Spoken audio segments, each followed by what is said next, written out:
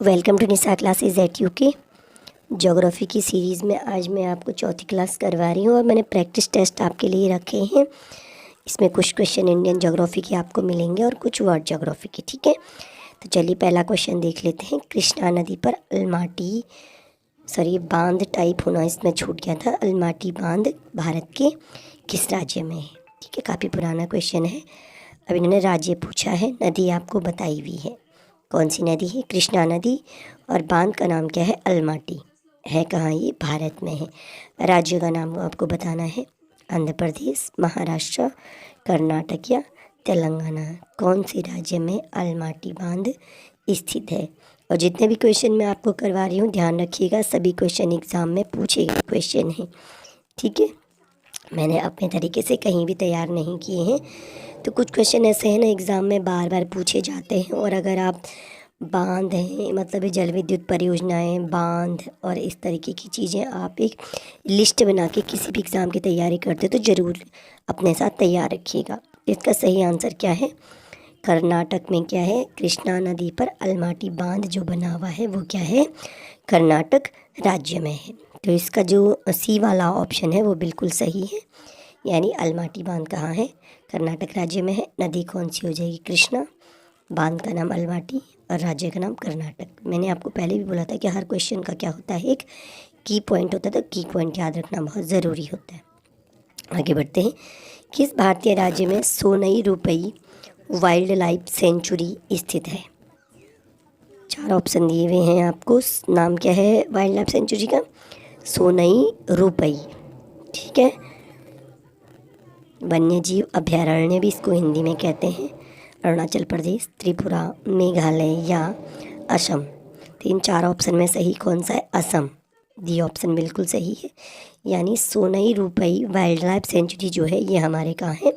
असम राज्य में है। ठीक है, अगर आपको हमारी ये ज्योग्राफी की टेस्ट सीरीज अच्छी लग रही है तो लाइक ज़रूर कीजिएगा। आपके लिए कम से कम 10 टेस्ट सीरीज़ में बनाने वाली हूँ, ये चौथी है और 6 और आएंगी। एक और क्वेश्चन देखते हैं। रिपब्लिक ऑफ मालदीव की मुद्रा यानी करेंसी क्या है? बहुत चर्चा में चल रहा है आजकल मालदीव। तो इस प्रकार के क्वेश्चन भी एग्ज़ाम में पूछे जाते हैं जो करंट से रिलेटेड भी होते हैं और कुछ स्टैटिक जीके के भी बन जाते हैं। तो रिपब्लिक ऑफ मालदीव की मुद्रा चारों में से कौन है? रियाल, रुपी, रिंगिट या रुफिया। तो इसका सही आंसर क्या है? रुफिया।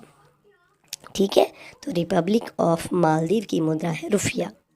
आप ज़रूर ये पता कीजिएगा कि रियाल, रुपी और रिंगिट कहाँ की मुद्राएं हैं। हो सकता है अगली बार एग्जाम में ये पूछ लिए जाएं। फिर क्वेश्चन बन रहा है, भीमबेटका रॉक शेल्टर्स भारत के किस राज्य में स्थित हैं? भीमबेटका की गुफाएं भी जिन्हें हम कहते हैं ना, आंध्र प्रदेश। ये क्या है? एक भीमबेटका की गुफाएं हमारे लिए पुरातात्विक साक्ष्य हैं। ठीक है, तो ये आपके मध्य प्रदेश राज्य में है। आपने अगर मेरा प्राचीन इतिहास का वीडियो देखा है, मैंने संपूर्ण प्राचीन इतिहास का एक वीडियो बनाया हुआ है 500 क्वेश्चन का, तो वहाँ पर हमने भीमबेटका की गुफाओं की चर्चा की थी। ठीक है, तो ये हमारे पुरापाषाण काल, जब हमारा स्टोन एज चल रहा था, तो उस टाइम के पुरातात्विक साक्ष्य मिलते हैं हमें भीमबेटका की गुफाओं से। और ये भीमबेटका की गुफाएं या भीमबेटका रॉक शेल्टर्स एग्ज़ाम में ही ऐसे ही पूछा गया है, भीमबेटका रॉक शेल्टर्स। तो ये हैं आपके भारत के किस राज्य में? मध्य प्रदेश में। पांचवा क्वेश्चन, ढोला सादिया ब्रिज असम राज्य में किस नदी के ऊपर बनाया गया है? बहुत इम्पोर्टेंट ब्रिज है। अभी प्रधानमंत्री मोदी ने कुछ टाइम पहले ही इसका अनावरण किया था। एकदम करंट का भी नहीं है लेकिन है, ट्रेंडिंग तो है ही। चार ऑप्शन है, मनसा नदी, धनसी नदी, लोहित या दिहिंग नदी। ठीक है, तो दिहिंग या शायद इसका दिहांग नाम भी है। तो ये है आपके असम राज्य में दिहिंग नदी पर। और जो दिहिंग नदी वो क्या है? ब्रह्मपुत्र नदी की सहायक नदी है। तो ब्रह्मपुत्र की सहायक दिहांग, ये ऑप्शन एग्ज़ाम में दिहिंगी पूछा गया है, तो शायद इसका नाम दिहांग या दिहांग दिवांग जो हैं वो ब्रह्मपुत्र की सहायक नदियां हैं। तो ब्रह्मपुत्र की सहायक दिहिंग नदी पर क्या बनाया गया है? ढोला सादिया ब्रिज। भारत में प्रथम पूर्ण जनगणना कब हुई? चार ऑप्शन है, 1951, 1871, 1872 और 1881। 4 ऑप्शन में से भारत में प्रथम पूर्ण जनगणना कब हुई? अब इसमें 2 ऑप्शन आपको ऐसे दिए हुए हैं कि आप कंफ्यूज हो सकते हैं, क्योंकि एक भारत में नियमित जनगणना और एक जनगणना स्टार्ट करने का टाइम था। तो इसका जो बी वाला ऑप्शन है ये सही नहीं है, प्रिंटिंग मिस्टेक है। जो डी ऑप्शन है 1881, 1881 से भारत में पूर्ण यानी संपूर्ण और नियमित जनगणना प्रारंभ होती है। या थोड़ा सही कर लीजिएगा, 1881 से संपूर्ण जनगणना प्रारंभ होती है। और यहाँ से क्वेश्चन ये भी पूछा था कि नियमित रूप से जनगणना 10 सालों के अंतराल पे जो प्रारंभ हुई 1881 से ही हुई थी। ठीक है। और जो 1872 है तो प्रथम बार जनगणना जो भारत में कराई गई थी वो 1872 में करवाई गई थी। और संपूर्ण और नियमित रूप से जनगणना जो प्रारंभ हुई 1881 में हुई थी। नेक्स्ट क्वेश्चन, अफ्रीका के उत्तर पश्चिम में निम्नलिखित में कौन सी धारा बहती है? वर्ल्ड ज्योग्राफी जब आप पढ़ते हैं तो ज्योग्राफी जब भी पढ़िए ध्यान से पढ़िए, धाराएं बहुत इंपॉर्टेंट होती हैं ज्योग्राफी में। बहुत सारी धाराएं हैं, स्थिति पता होनी ज़रूरी है कि वो कहाँ बहती है। ठीक है। 4 ऑप्शन आपको फॉकलैंड, बेंगुला, कनारी, रगुल्हास। कभी कभी एग्जाम में पूछा जाता है कि कौन सी इसमें गर्म है कौन सी ठंडी है, तो कभी गर्म ठंडी धाराओं के विषय में पूछ लिया जाता है। तो यहाँ पर पूछा गया है कि अफ्रीका के उत्तर पश्चिम में कौन सी धारा बहती। तो कनारी जो धारा है यह अफ्रीका के उत्तर पश्चिम में बहती है। तो अफ्रीका का मैप कुछ इस तरह का बनता है, ये अफ्रीका का ईस्ट वेस्ट और नॉर्थ साउथ बन जाता है। ठीक है। तो जो ये नॉर्थ वेस्ट यानी उत्तर पश्चिम जो क्षेत्र है यहाँ पर कौन सी धारा बहेगी? कनारी धारा बहेगी।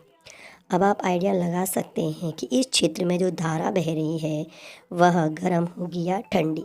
मैंने आपको दिखा दिया, पहले भी आपको बताया था कि अफ्रीका महाद्वीप से 3 रेखाएं गुजरती हैं। सबसे ऊपर वाली कर्क रेखा, बीच वाली विषुवत या भूमध्य और सबसे नीचे वाली मकर रेखा है। ठीक है। अब उत्तर पश्चिम में बहती है तो आप आइडिया लगाइए कि गर्म धारा हो सकती है कि ठंडी धारा हो सकती है। किस राज्य में बुर्ज ला पास स्थित है? 4 ऑप्शन है, जम्मू एवं कश्मीर, हिमाचल प्रदेश, सिक्किम या अरुणाचल प्रदेश। मैंने इस तरह से आपको बहुत सारे क्वेश्चन में बोला है कि जब भी आप इस तरह की चीज़ें पढ़ते हैं ना धारा वगैरह का, तो एक्स्ट्रा नॉलेज ज़रूर बताए अपने पास रखिए। ठीक है। तो बुर्जिल पास या बुर्जिला जो दर्रा है यह कहाँ है? आपके जम्मू एवं कश्मीर राज्य में। दर्रों के विषय में ज़रूर जानकारी रखिए। वायुमंडल की ओजोन परत पृथ्वी को किससे बचाती है? 4 ऑप्शन है, गामा किरणों से, एक्स किरणों से, क्लोरोफ्लोरोकार्बन से या पराबैंगनी किरणों से। तो ओजोन परत हमें किससे बचाती है? ओजोन मंडल आपने पढ़ा होगा, साइंस का क्वेश्चन भी है, ज्योग्राफी का है, और ज्योग्राफी में आपका वायुमंडल तो ज़रूर आता है। ठीक है। तो पराबैंगनी किरणों यानी अल्ट्रा वायलेट रेड से हमें बचाती है ओजोन परत, जिन्हें हम क्या कहते हैं? पराबैंगनी किरणें।